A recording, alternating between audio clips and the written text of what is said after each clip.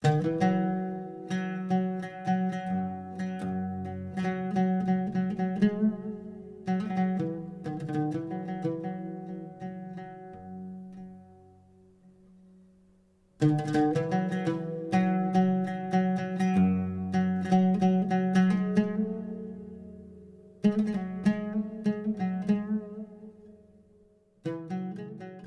is a very violent society, and I really never wanted to be there.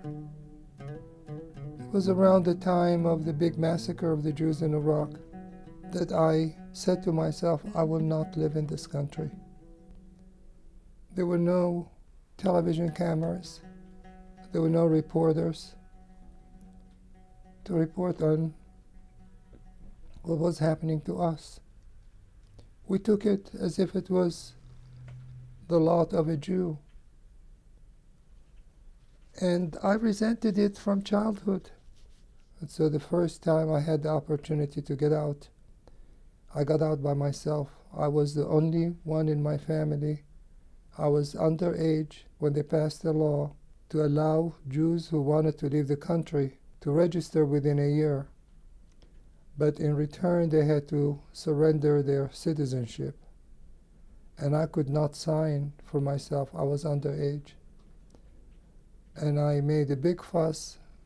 My father's life was miserable because I wouldn't let him have a minute of rest until he would register me to get out of Iraq. It was the middle of the night when they called from the airport in Iraq, in Baghdad, to say that they had one more spot left to take me to Israel. Would I want to go that night, or would I want to go with the next shift? And I said I wanted to go that night. And my family begged me to stay one more day, but I really wanted to get out. And I went to Israel by myself. I wanted to be able to live without a badge. In Iraq, we walked with a badge, we were Jewish. And that determined the attitude of people toward us, toward Jews. I wanted to be able to live in a society where I can be judged just as a human being for what I am worth, not as a Jew, not as a professor, not as a child of a privileged family, just as a human being. And I went to Israel as a Zionist. I wanted to live with other Jews, and I wanted to be able to just be one of the others, not one that stands out. And in Israel, as it turned out, unfortunately, I walked with a badge. All of a sudden, we became the Arabs.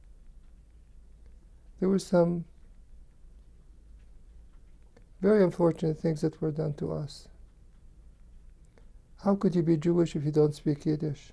That was hurled at us. All of a sudden, we were no good. And for a long time, I lived in denial. And one of the reasons I wrote my memoirs, I wanted people to know about our experience. We really came with a lot of goodwill, with a lot of commitment. We were decent human beings, very committed. I joined the military in Israel right when I came. We were allowed to have 1 year free not to serve in the military. I did not want it. I said, I want to serve. I want to protect the country. Some of the Jews who came from Iraq had a thicker skin than I do. And they stayed and fought back.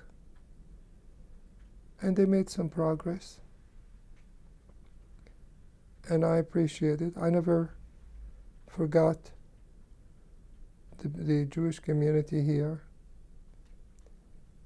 I shared whatever good fortunes I had with the less fortunate in Israel.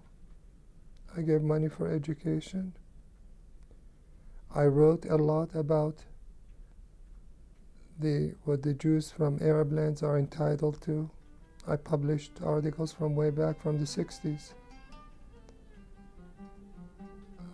I tried to clear some myths that many people have about us. And I just wanted to write it, to put it on record, so I wrote my memoirs. I wanted people to know that we're just like other human beings.